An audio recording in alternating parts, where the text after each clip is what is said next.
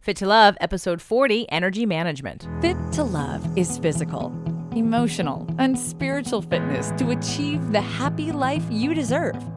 From exercise to cooking, relationships, and spirituality, you'll find all the inspiration you need right here with our host, JJ Flizanes. Hello and welcome to Fit to Love Thoughtful Thursdays. Today's show, energy management. This is a really interesting topic because most people don't think of energy management until they have no energy. And a lot of times, energy management is a really simple concept, and the action step that you need to take is something that you just forgot or weren't aware of, and can make all the difference in how you have or restore your natural vitality and energy. So I'm going to go through first a list of what the human body needs to be optimally healthy and functional.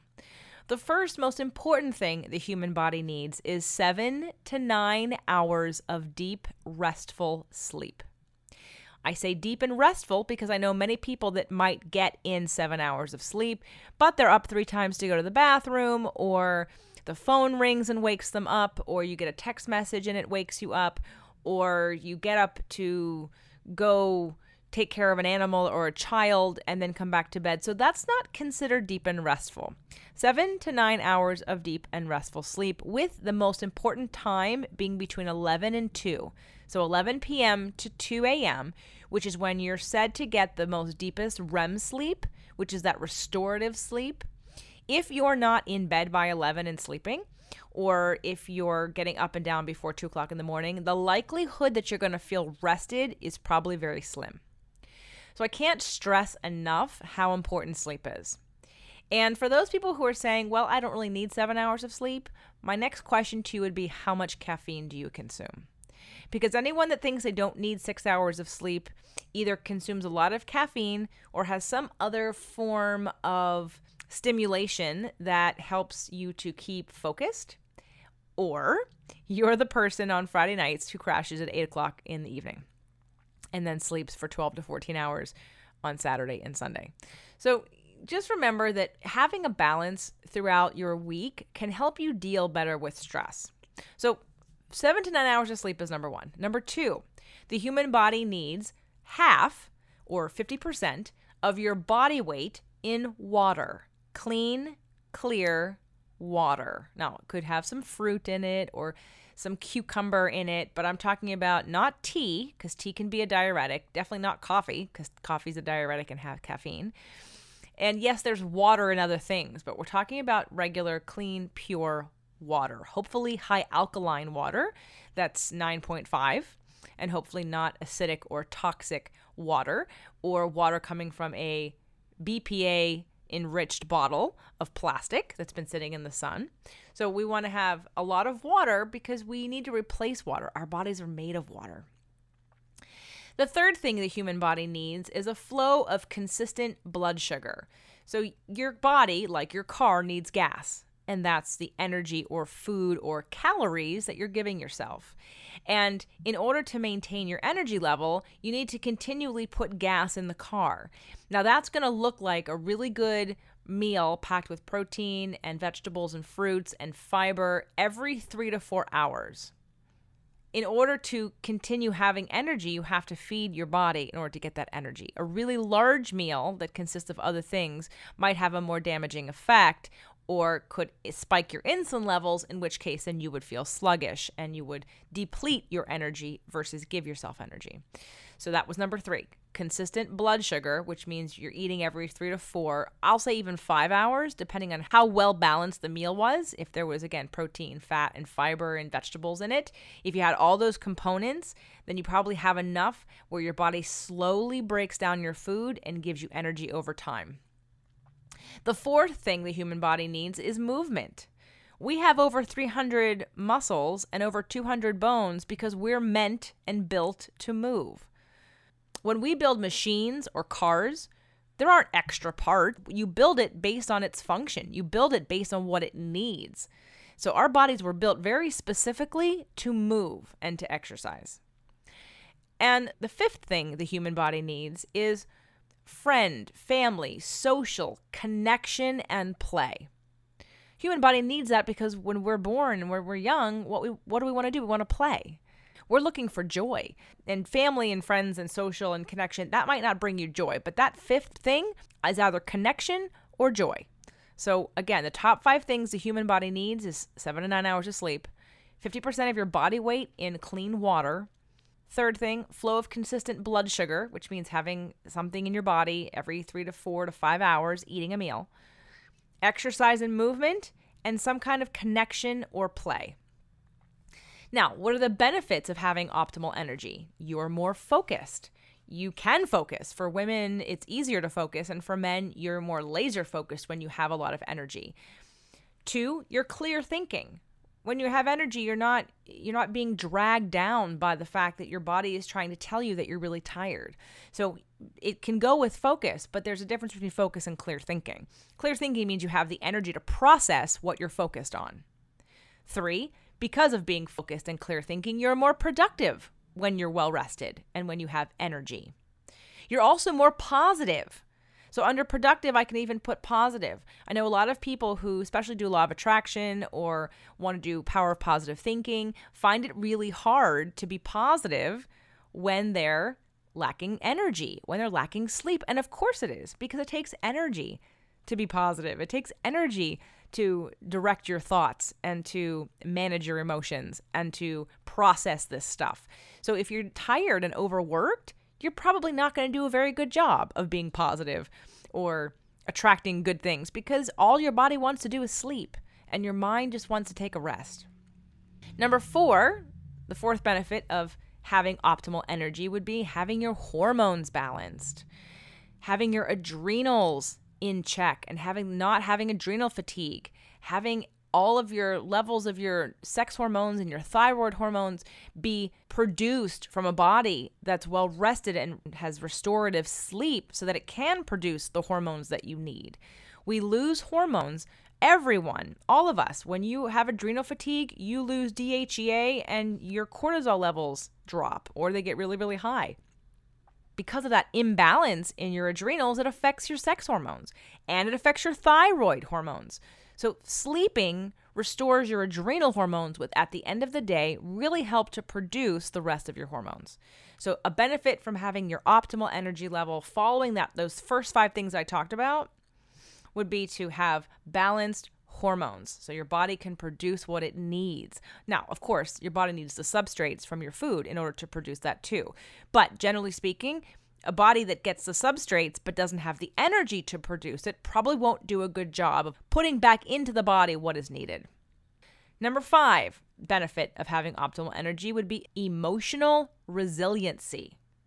It is a lot easier to handle emotions and stress when you are well rested because you're focused, you're clear thinking, you're being productive, you're being more positive, your hormones are doing well, and therefore you can handle emotions better. You can process them better, you have a container from which to hold them, and you might even be able to express them from that place of being very well rested. Okay, so I think I've done a pretty good job of selling you on why you'd want to have optimal energy. And honestly, I don't think I've ever met anyone that wouldn't want to have optimal energy, but I do need to upfront sort of tell you and remind you what optimal energy can give to you and why would you want it. Because the conversation that happens for most people is why you can't have it. Oh, I can't get 7 to 9 hours of sleep. I don't have time to exercise. I don't have any time for friends and family. I don't have time to eat. I don't have time to cook good food, okay? So all of these limiting beliefs come into play that stop us, as well as some of our habits. Let's turn to what are the things that you're currently doing that's taking energy from you. And even if you just replace some of these things, that you would then have more energy than you have now. So first would be caffeine. Most of us think that caffeine wakes us up in the morning. So that's why we drag our closed-eyed bodies to the coffee machine and we start to pour the coffee because we think that the caffeine in that coffee is going to wake us up. I've got news for you. There have been multiple studies done that say that within the first 2 weeks of drinking coffee, you become adapted to it. You become numb to the effect of coffee, which is why people that drink lots of coffee can drink coffee at night and not have it affect their sleep. In fact, it could produce the opposite effect. And that's normally because your adrenals have been affected by the caffeine. Having too much caffeine can cause adrenal fatigue. And let's back up for a second and talk about adrenal fatigue so that everyone's on the same page. You've got many, many hormones flowing through your body, but we're going to focus on 3 of them. And I think it's come up with Jeannie Peters in our conversation. We're going to talk about it again in the future on a future show about hormones and replacing hormones. But for right now, let's just go over what they are. You have 3 major sex hormones: estrogen, progesterone, and testosterone. Those sex hormones are your life force, and they all are. They all contribute to life force. And obviously we know men have more testosterone and women have more estrogen, but we all have all 3 of them flowing within us, and we all have a chemistry of the right amount for us. Optimal chemistry of the 3 sex hormones. As we age, we lose those sex hormones. Now let's move to the thyroid hormones. And there's 4. Most of us have been looking at 3 or even 2 or maybe even 1, but really there's 4. We're going to look at TSH, which most people have on all their blood work. But the problem with TSH as the only reading for your thyroid is that you could be having a low thyroid for many years before it actually shows up in a TSH reading. So TSH, T2, T3, and T4 would be the 4 top thyroid hormones to have tested or pay attention to. Now let's move to the adrenal hormones. Your adrenals are what keep you going. Your adrenals are that energy that makes things possible like deadlines and hunting the deer and doing a sporting event. And our adrenal hormones consist of our cortisol or DHEA. And we talked about this on the show with Jeannie Peters, which was 5 essential lifestyle tips to heal your hormones. And it was a natural 5 essential lifestyle tips. But most people aren't aware of adrenal fatigue. Let's think about adrenals. When we were cavemen and women, our adrenals helped us to run from the tiger so we didn't get devoured. It helped us to run away from the bear so we didn't get slashed and eaten from the bear.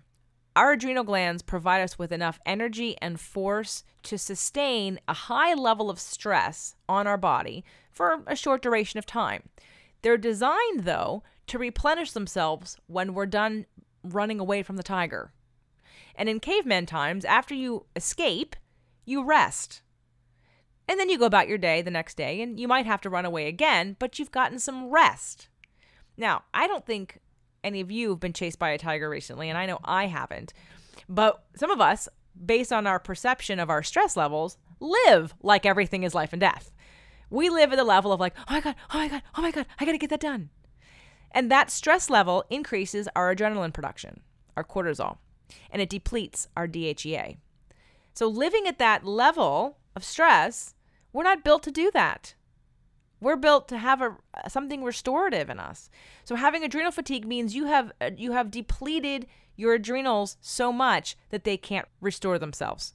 They're not replenishing. They're stuck. They're burnt out. That's what burnout is. It's adrenal fatigue. And you can't recover from adrenal fatigue as easily as just taking one day off. Adrenal fatigue is cumulative stress over time, and that can absolutely be addressed by the way that you live your life. So I'm going to say one of the biggest energy robbers of our society is our perception of our stress level and the importance and the life and death importance of what we think that means to our lives. So I would invite you to consider a situation that you think is really, really stressful. And think about that situation. And then think about some people who would be looking at that same situation and not find it stressful. Do you have any of those? I do. So why, if you're looking at it and get stressed out about it, but someone else who's looking at it doesn't get stressed out about it, what does that mean about stress? Stress is simply, first and foremost, emotion. It can be classified as anxiety or fear or worry or anger or a combination of all of them. And it's also based on perception and interpretation. Therefore, you can control it. You get to change the way you interpret your stress.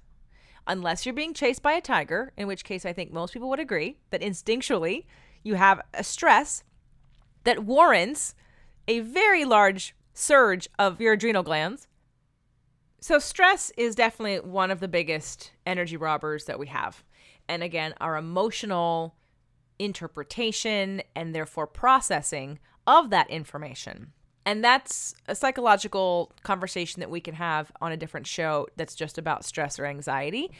You might want to go back and listen to some of the other shows if this is hitting a nerve for you, like let's say show number 4, which is the connection between emotion and disease, because we talk about things like back pain and anxiety. Maybe revisit that show. Again, show number 4, episode 4, connection between emotion and disease. If you're being triggered right now with the idea that you have a lot of anxiety or stress because it's sucking your energy.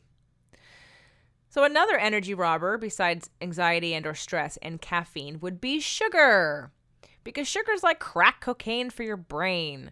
Sugar really screws up our chemistry in our brain as well as our insulin levels and how the body's response to a spike in your insulin levels, which would be crashing. Most people understand the idea of having a lot of sugar and then having the sugar high and then crashing. So that's long term, that's very detrimental for your body. So sugar, if you're eating a lot of sugar, you're liking that initial sort of surge of energy that you have, but you're probably really not liking the dip that you get afterwards and the lull that happens. Another food would be gluten and grains. Grains also taking out, if you take gluten and or grains, I mean, if you're paleo, then you're not eating any of it. But if you're just gluten-free, but you're still eating a lot of refined flours, rice flour, quinoa flour, and tapioca flour. And occasionally I'll have some of these because I'm in a situation where it's easier to eat that and there's not anything else really to choose from. Or my favorite thing is made, like I use a gluten-free pie crust for my quiches, and I'll make those occasionally as a treat, and they've got some of those rice flours and stuff in it. And again, in moderation, it's okay. But once you remove grains from your diet, you notice a surge of energy. Again, there's something to be said about the sugar that the gluten and grains turn into. So there's sugar in the form of white sugar, and then there's sugar because everything in every grain turns into sugar. It gets metabolized down to glucose. So too much glucose in your system will cause the body to produce insulin, which then, again, you'll feel a sluggish drain of energy after you consume them. Alcohol is another energy robber. And of course, that's probably very apparent and obvious. But alcohol, besides the fact that it's a depressant, is also going to be a diuretic. And you will be then getting rid of water. And while you might have a calming effect to alcohol, it doesn't solve the stress. It doesn't solve the problem. And relying on something like drugs or alcohol is only temporary relief. And there are better strategies for learning how to get your needs met and transform how you deal with stress. So that way you're not always running to drugs or alcohol. Inconsistent sleep. If your schedule is such that you do not go to the bed the same time every night and you do not wake up at the same time every day, and your body just hasn't found its rhythm yet, inconsistent sleep can absolutely rob you of energy. Workaholism, which could be categorized under anxiety and stress, and people that are workaholics are probably very stressed out and not getting enough sleep and having too much caffeine and having too much alcohol. So it kind of all goes together. Clutter in your space. Now, we each have a different relationship with clutter. And I say this in a joking way because clutter doesn't affect my conscious mind as much as it affects other people around me or people that I know. But everyone normally feels better when there's more space. The more boxed in and closed in that you feel, and sometimes it's psychological, and you don't need necessarily to get rid of everything you own in order to feel free. But for some people, it's really just a redirection of your thoughts. But clutter, like I'm talking about if you're hoarding or if you've just got stuff upon stuff upon stuff all around you, it drains energy, literally. And you can listen to the show we did on feng shui, which is how your office and home affect your health. Episode 5 with Lynn Sherrill. And there are 5 forms of clutter. So definitely if you're interested in finding out what the 5 forms of clutter are, you can go back and listen to that show. Clutter is an energy robber. Okay, we've got a few more, but before we continue, I do need to take a moment to thank our sponsors. Do you want to look and feel years younger? Learn more about your hormone health and how to get properly tested. Sign up for the Healthy Hormone Kit at nourishingwellness.com. It features the essential tests you need to tell your doctor to order for you to learn more about your current levels. Plus, you'll receive lots of healthy eating and lifestyle tips to improve your hormone health naturally. Again, that's www.nourishingwellness.com. Is your website working for you? If it's not, and you're frustrated with your brand, website, or current online results, Every Angle Media can help transform your existing business presence and build you a website that works when you're not working. Every Angle Media is a full-service web development firm that specializes in solving problems with open-source solutions. We offer complete design services, custom content management systems, fully integrated e-commerce solutions, cross-platform mobile development, and custom third-party integration, and we're here to help. Visit our site to see our work at everyanglemedia.com or give us a call at 310-798-7228. Again, that's everyanglemedia.com. So I've already talked about drugs a little bit. When we have stress, we really just want to find relief. And unfortunately, we turn to things that are easy but mindless, and they're not tools to help us transform or process our own internal dialogue or emotions. They're things that numb us. So anything from any form of smoking or tobacco or alcohol or even TV watching or overeating. These are all numbing things that don't help you handle stress any better. So what happens is over time, because you've relied on these things for relief all the time, is that you never learn any other skills of how to deal with stress. And again, stress is the number one energy robber. And then we have toxins.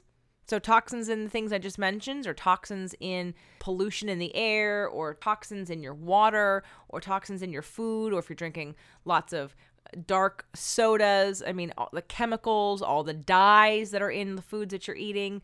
Those things also too, again, on a health level, don't give you energy and compromise optimal health, and therefore take away from your body building the immunity because it has to fight off all these foreign objects and foreign substances in your body.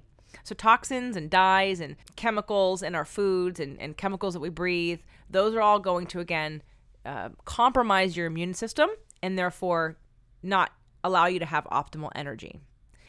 So one of the biggest energy suckers, and the reason why we lack energy and don't know how to manage our energy, is because we have unrealistic expectations of ourselves. What normally happens when you're not paying attention is that you run yourself into the ground, you get sick, and then you wonder why. And sometimes this can be avoided when you go back to the beginning of the list that I made, which was what the human body needs. There were top 5 things: 7 to 9 hours of sleep, 50% of your body weight in water. You need a flow of consistent blood sugar, which is coming from fat, fiber, carbohydrate in the form of vegetables and fruit, and protein, eating every 3 to 4 hours, and maybe even 5. And then having some kind of rest and rejuvenation in a joy and connection kind of way. Without these things in place, that's the structure. Without having that structure, then you're susceptible to disarray. You're susceptible to feeling unfocused, to having cloudy thinking, to feeling not very productive because you can't focus, to feeling out of balance because your hormones are so depleted because you haven't restored them. And then you feel emotionally vulnerable and irritated because you can't deal with the stresses of life because you haven't optimally energized your bodily energy. If you want to get better at dealing with stress, we have to look at that self-care of what is realistic and how does this machine operate? And how does my head and heart go together? And how do I deal with that? Because at the end of the day, all the stress is that zaps the energy is emotion. And we're going to get more into that as the show continues with different topics. But just keeping that in mind, that emotion is energy. And if it doesn't get processed or released, then it gets stored. And at some point in time, storing lots of energy because it hasn't been processed or released is going to cause some kind of dysfunction or imbalance or dis-ease. Now, I wanted to do this show because as a reminder to myself, I've gotten very good at energy management. I've made some great boundaries, and even recently in the last 6 months, I started taking Wednesdays just to write my blog. This is before I started the show, because I realized that I couldn't be creative when I was tired. I couldn't be creative when I was running around town, driving around to clients, or just feeling exhausted. Creativity needs energy. Positivity needs energy. So recently, I've been learning that I need to create some more boundaries and rules and regulations for myself, because now the show takes up a certain amount of time. And it's not that it's too hard, and it's not that it's too much. It's just I've now added a lot more work to my plate that I love doing, but not when I'm under pressure, not when I'm under the gun, and not when I haven't created space for it. So remember that whatever it is your goals are in your life, whether it be to have good connection with your family and your relationship, or to be productive at work, or to have a healthy body, to age optimally and healthfully, these things take energy. So where in your life can you do a better job of restoring your body and giving it what it needs in order to give you the energy that you want? And where can you pull back on the expectation of being a machine and not driving yourself into the ground? So hopefully something has stuck and something is interesting, and hopefully you've learned something today, and hopefully you're reminded of something today. If nothing else, I've reminded myself that you have to manage your energy. Otherwise, you won't be good at dealing with emotions, dealing with stress. Your body's going to fall apart. You'll be tired. You won't be happy.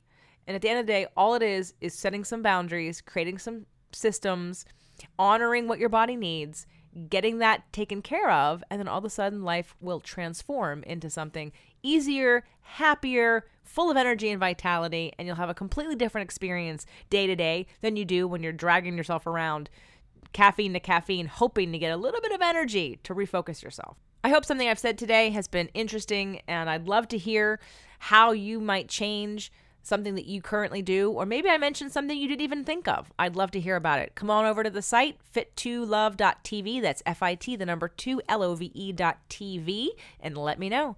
This is episode number 40, Energy Management. Have a fit and fabulous day. Break the vicious cycle of emotional eating and take back your power over food with Dr. Lisa Gelper. Visit her site at poweroverfood.com to read her articles, watch her videos, sign up for her monthly email tips, and check out her current classes. Want up-to-date recipes, product reviews, exercises, and mental stimulation? Find step-by-step articles from top-notch experts on invisiblefitness.com/blog. The Fit to Love podcast show offers you 6 days a week of helpful content to achieve the happy life you deserve. Movement Mondays and Tasty Tuesdays are weekly videocasts, while Wellness Wednesdays, Thoughtful Thursdays, Freedom Fridays, and Sexy Saturdays are audio-only shows themed every week to address your holistic life and needs. If the show inspired you, we would love for you to share it and subscribe. Thank you so much for joining us today. Head on over to fit2love.tv for recaps of every show, resources, and to join the community. That's FIT, the number 2, LOVE.tv. Have a fit and fabulous day.